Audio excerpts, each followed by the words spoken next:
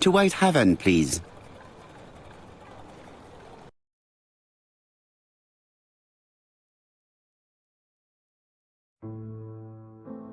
Cust's arrest is a great success for you, Poirot.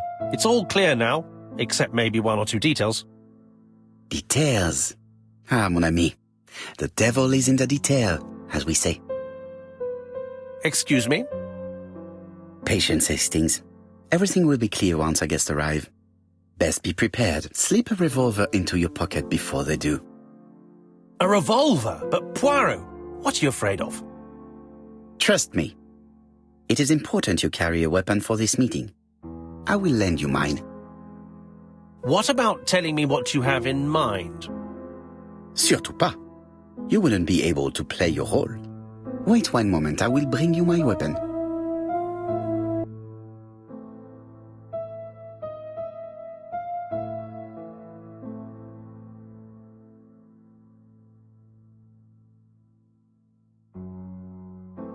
Churston, Devon, population 500 inhabitants.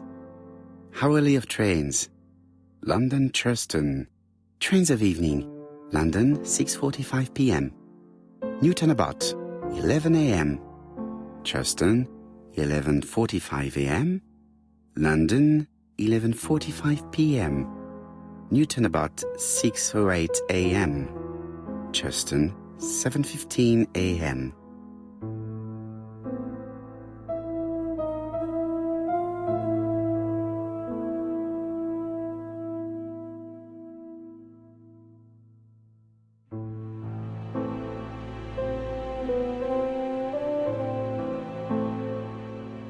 Hastings' photo album.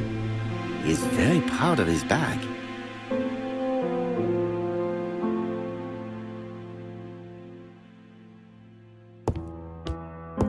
What about telling me what you have in mind? Surtout pas. You wouldn't be able to play your role. Wait one moment, I will bring you my weapon.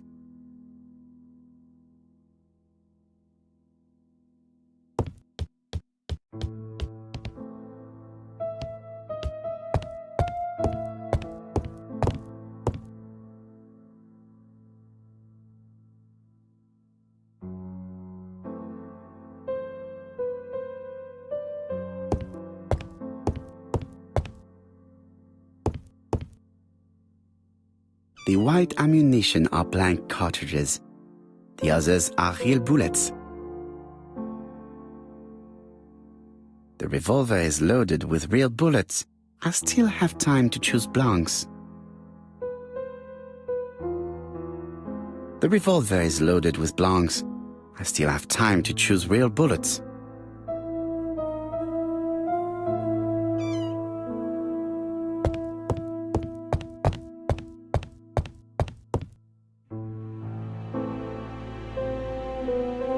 Daily Flicker, September the 11th, 1935. ABC affair, Terminus Doncaster. Japp and Poirot arrest the killer. A.B. Cust is the name of the alphabet murderer. The police have arrested him in a hotel in Doncaster. Was preparing to kill his fourth victim, Mr. Dick Dudley Dunbar, the establishment's manager. Mr. Dunbar owes his life to the miraculous intervention of Inspector Japp of Scotland Yard and Detective Hercule Poirot. The Lancet, September 11th, 1935. General Medical Journal. The alphabet murderer is not psychotic, according to Professor Thompson. In an early issue, we claimed that the alphabet murderer was not psychotic. Our assertion has just been confirmed by Professor Thompson, a Scotland Yard expert, who has spoken to the prisoner at great length. Not all obsessional killers are psychotic, he explained. It is true that Cust has a disturbed personality and memory disorders. But his amnesia, whether real or pretended, does not alter the fact that he was perfectly lucid at the time of his acts. Therefore, he will not escape punishment.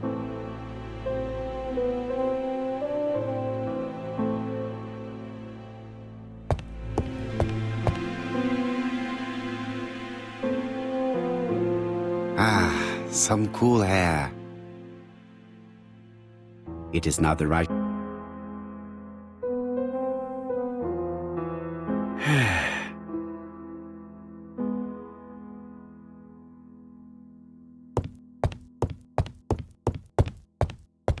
What about telling me what you have in mind?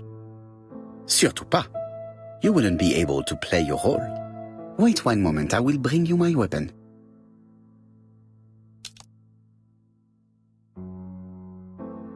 My revolver is loaded. I now have to give it to Hastings.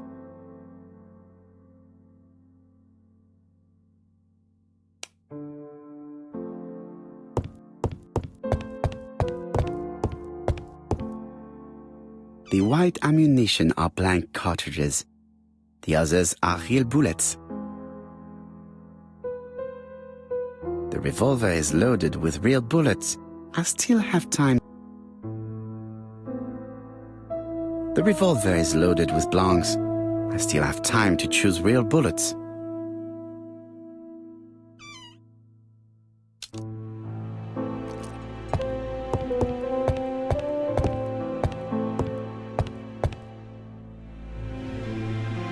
Voila, I entrust you with my weapon. It has hardly been used, it is almost new.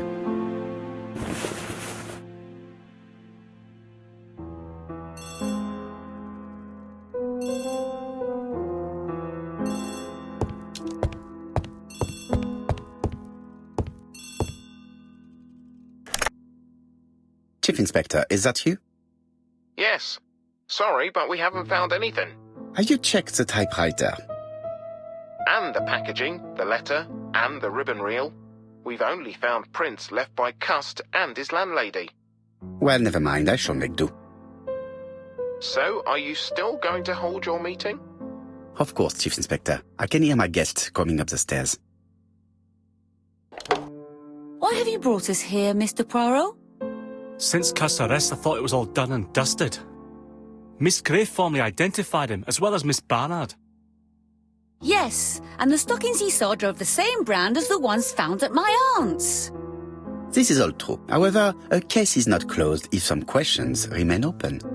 And one question is, why did the murderer send me his letters? Why did he challenge me, Hercule Poirot? Perhaps he wanted to play with you, to taunt you. Xenophobia? Maybe he didn't like you because you're foreign. I may be wrong, but maybe by provoking you, he was looking for glory?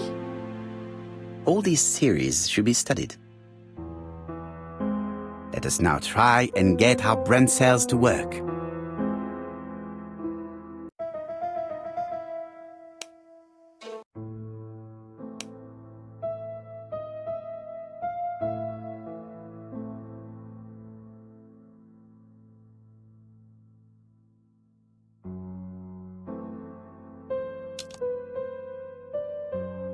The young man is better. He appears calmer and has got some color back in his cheeks. Megan took Donald's hand. She does not abandon him when things get difficult. If this young man was sentenced, I bet she would help him to escape.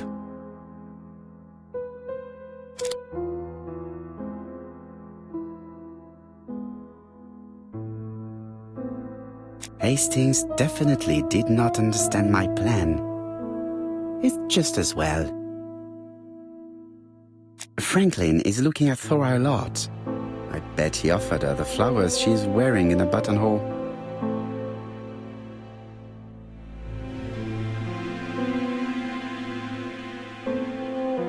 The buttonhole on a blouse. They are flowers that grow in the planters at Campside. Mary has a slightly damp forehead. Is she worried, or is she simply too hot?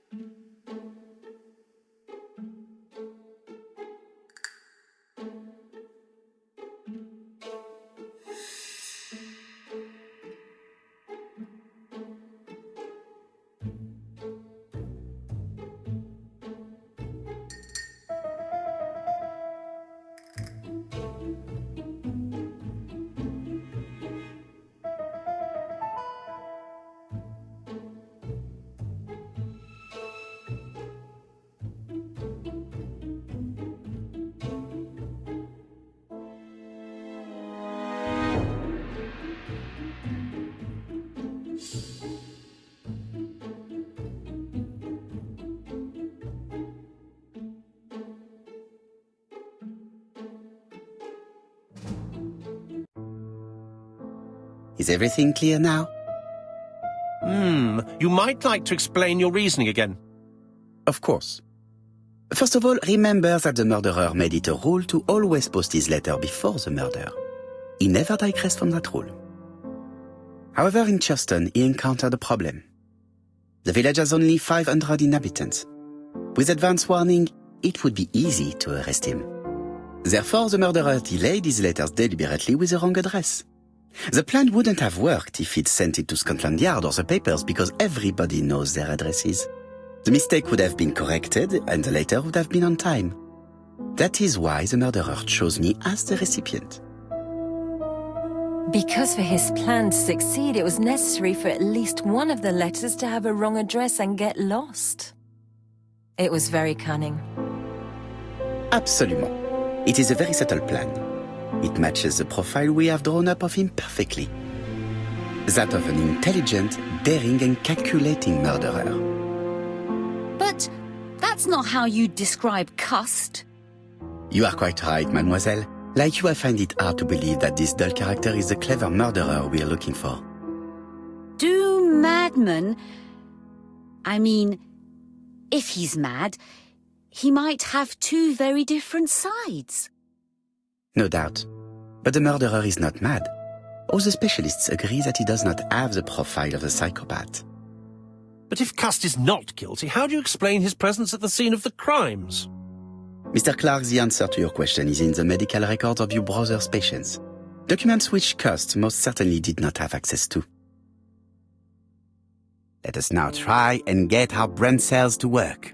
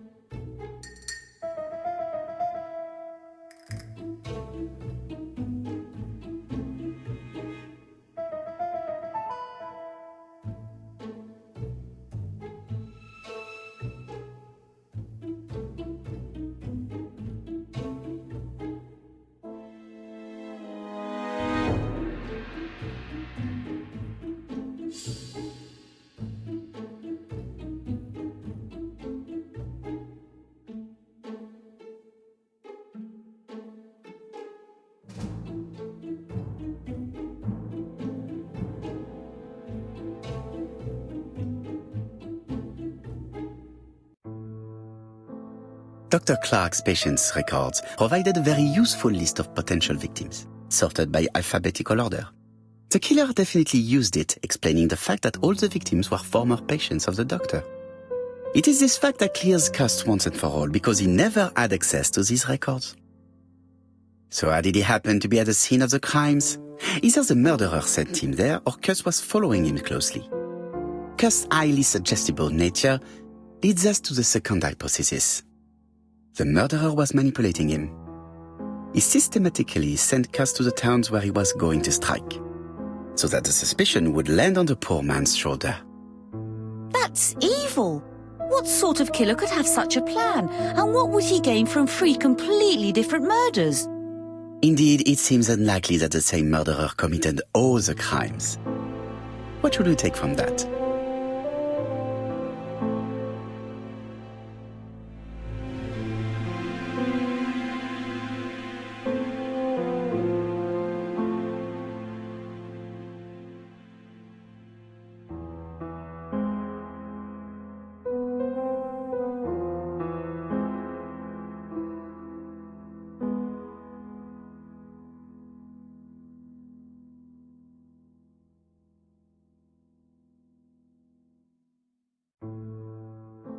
Just one murder was of benefit to the murderer, the others were just diversions. On reflection, there is only one conclusion. The murderer killed once out of interest, and twice to divert our attention. This reasoning points at two potential culprits. Franklin Clark. Donald Fraser? Yes, mademoiselle, that's good thinking. Mr. Fraser may have killed Betty out of jealousy. Mr. Clark may have killed his brother in order to inherit his large fortune. Both have a motive. But Donald did not have access to Dr. Clark's records. Please allow me to disagree with you, mademoiselle.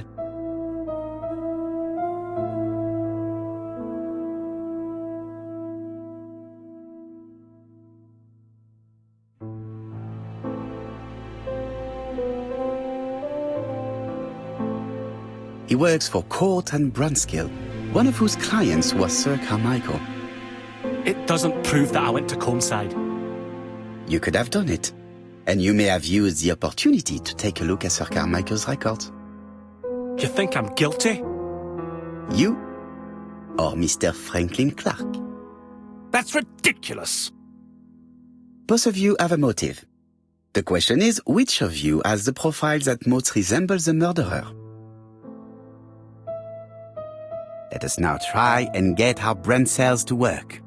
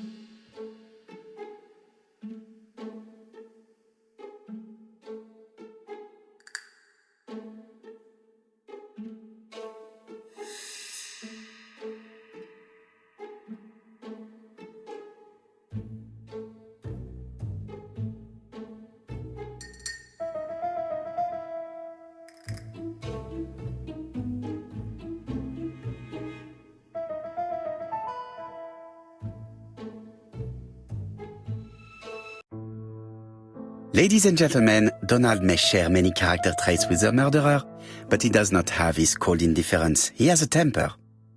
It is hard to imagine him planning anything. Also, jealousy is his motive, and crimes of passion are rarely planned. Right, I suppose it's my turn to be subjected to the same scrutiny. Absolument, Mr. Clark. Let us now try and get our brain cells to work.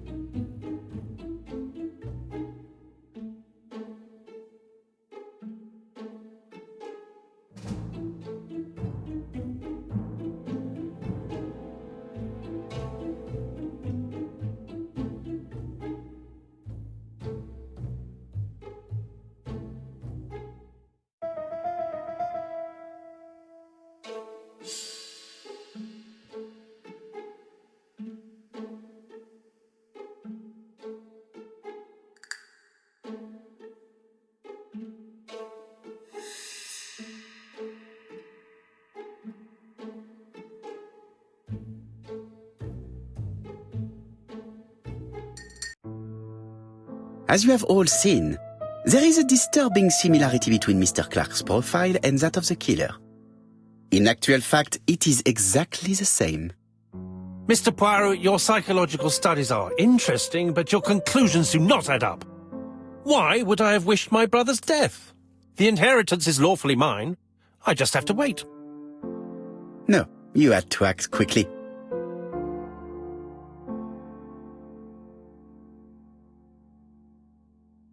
Because you are incapable of waiting. Really? Well, I am no murderer. You presented him as being a cold and patient schemer. Certes, normalement. But Lady Clark's imminent death precipitated events. Mademoiselle, although you haven't been telling the truth, there is no doubt in my mind that you would have found a way to marry Sir Carmichael after Lady Clark's death. For you, Mr. Clark, it was a disaster. If Miss Grey had children by your brother, you would not have inherited a thing. You realized the danger after reading several letters from Comside, especially one in which your brother opened his heart to you. So you hurried home from China, and you took action. In truth, Cust was no more than a puppet manipulated by the real culprit. You, Mr. Clark. Such an imagination, Mr. Poirot. In fact, nobody manipulated Cust. The famous instructions he received by post. He wrote them on the typewriter. We know that for sure. Oh no. You know perfectly well that is not true. Eh bien voilà, light has now been shed on the ABC murders. Your theories are ingenious, but you haven't any proof. One point to him. For the moment, I have no material proof. Either I admit to it, or I bluff.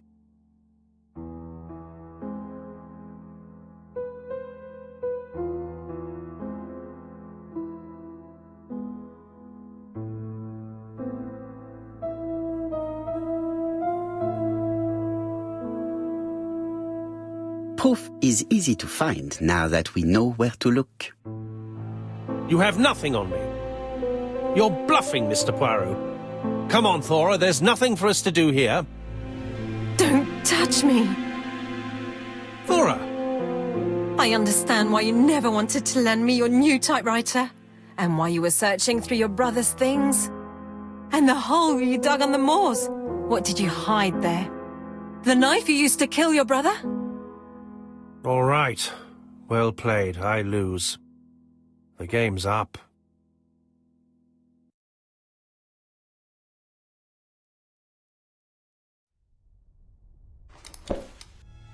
Don't come near me! I'll never let you take me, Mr. Poirot!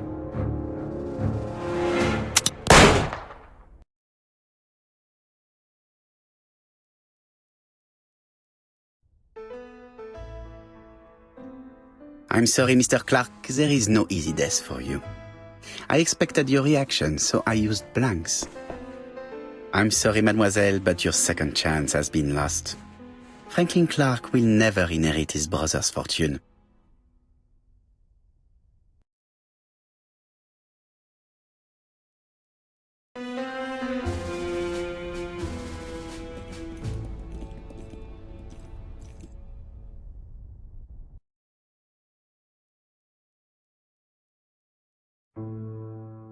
Disappointed at having missed the chance to become Lady Clark, Thora Grey left England. Donald Fraser and Megan Barnard married. On Poirot's recommendation, Mary Drower started to work for Lady Clark. The elderly lady's condition suddenly took a turn for the better. And a few months later, to Dr. Logan's great surprise, she was back on her feet again. According to this eminent physician, it appears to be an extremely rare case of spontaneous remission. Lady Clark has enjoyed very good health ever since.